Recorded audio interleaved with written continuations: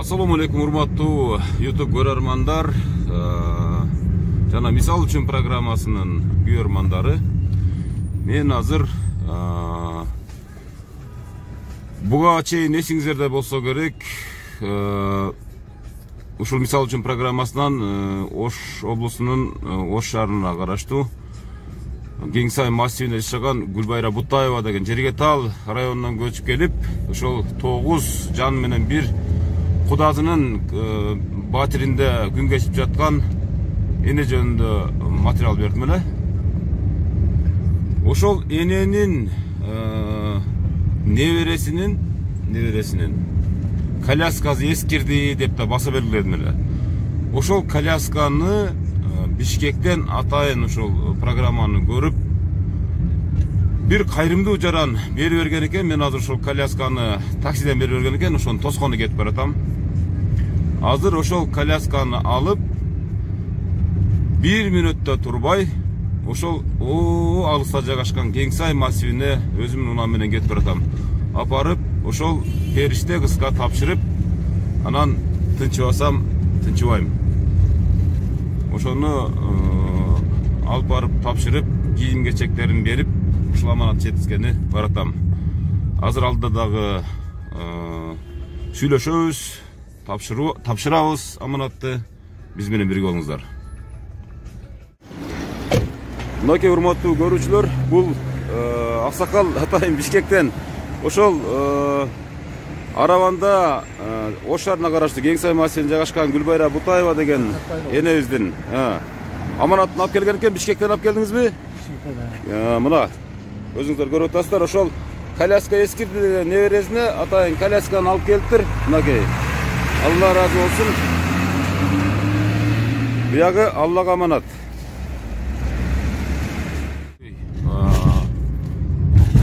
Урматтуу көрүүчүлөр, мына Араван районуна кирип калдык. Эже ушул аймакка караштуу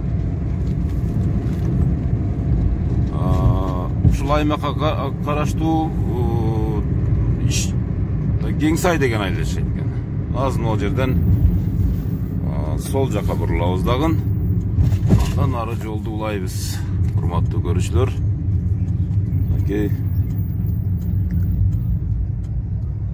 Аравандын аркасынан кирип баратабыз. Кудай буйруса аманатты жеткирүүгө ниет кылып баратабыз. Кудай мага жол берсин. Мынакей урматтуу көрүүчүлөр, ошентип жарым сааттан ашык жол жүрүп, азыр дагы бул жагы дагы жарым сааттай калды окшойт. Ошол кичинекей периштенин коляскасын жеткирип баратамын. Жолдор аябай начар.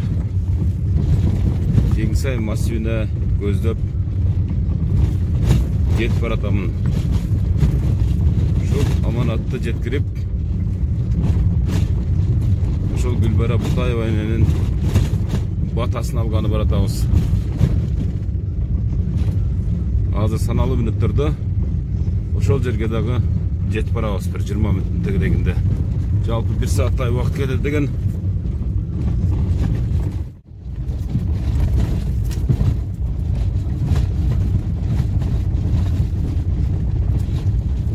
Ошентип биз баягы сөз кылган Гүлбайра Бутаева деген эненин үйү мына аркамда турат, өзүңүздөр көрүп турасыздар.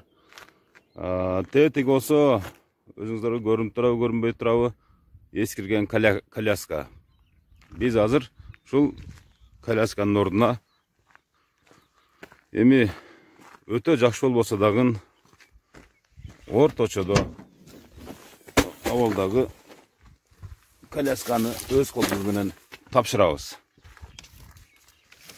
Мынакей өзүм алып келдим, мынакей.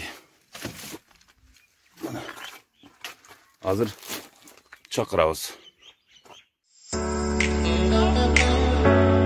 Вас приветствует строительная компания «Пикстрой». В данное время у нас идет строительство жилого комплекса «Ривер Парк», который находится по адресу город Ош, улица Ленина, 188. У нас очень хорошая инфраструктура, рядом находится парк, детский сад, школа, а также все современные удобства для жизни. Также имеется возможность оформить беспроцентную рассрочку на 24 месяца. За дополнительную информацию ждем вас в нашем отделе продаж. Жаксыңарбы? Ким бар үйдө?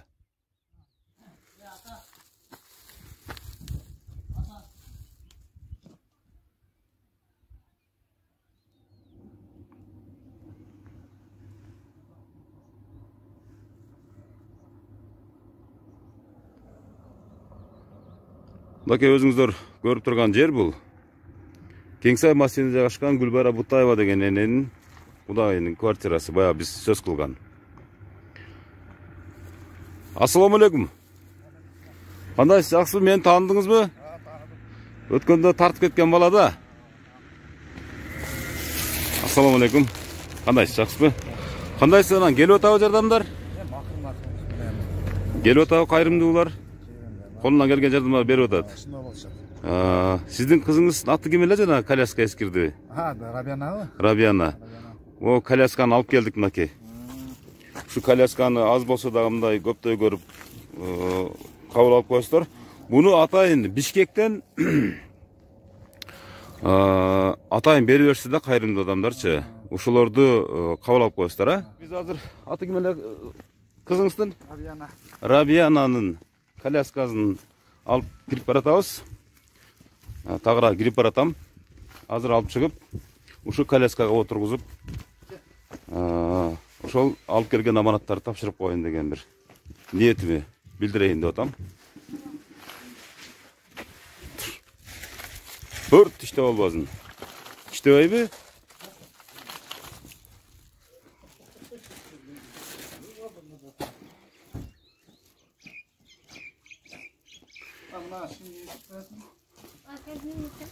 Шым кийгизип, мынакей муну тапшырып коелу, мынакей шириндиктер. Мына шириндиктерди. Ана. Рабияна. Мына сага бир жаңы коляска мынакей.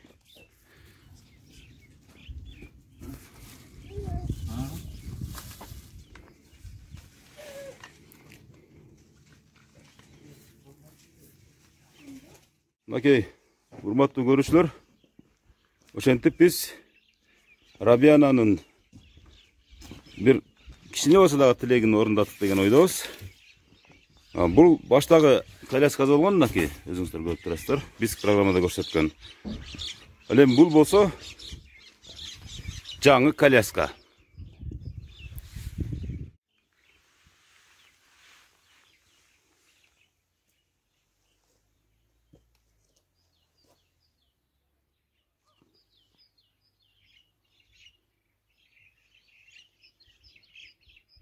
Казына Рабиянаны отургузуңузчу.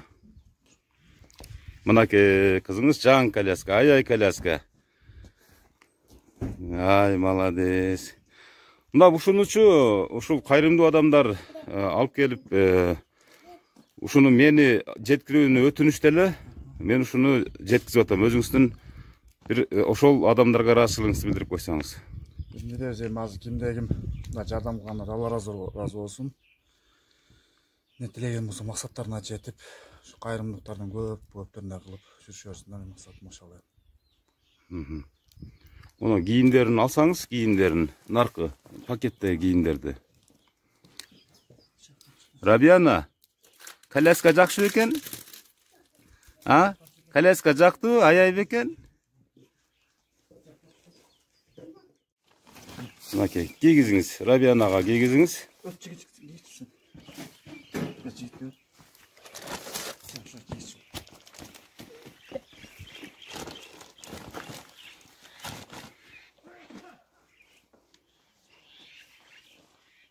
Siz karmap tursanız.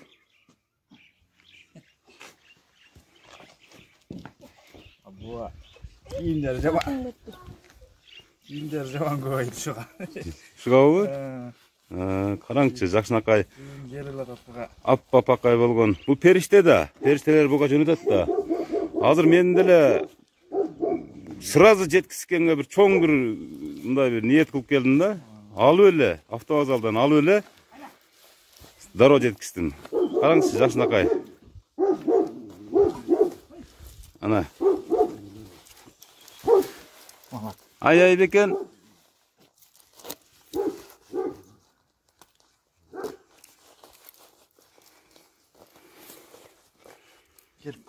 кийип отуңар. Болом чыгарам. Окей.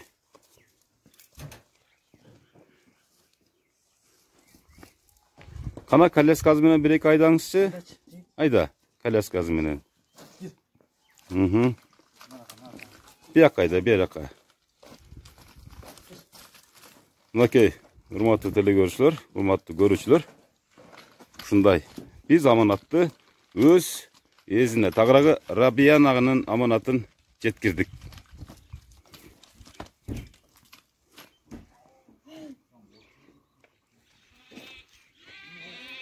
Рабияна бери кара.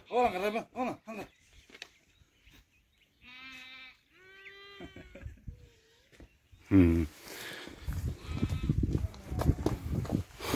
Мынакей жакшынакай бут кийимдерди дагы кошуп жөнөттүр. Мына ичинде толтура кийим мынакей.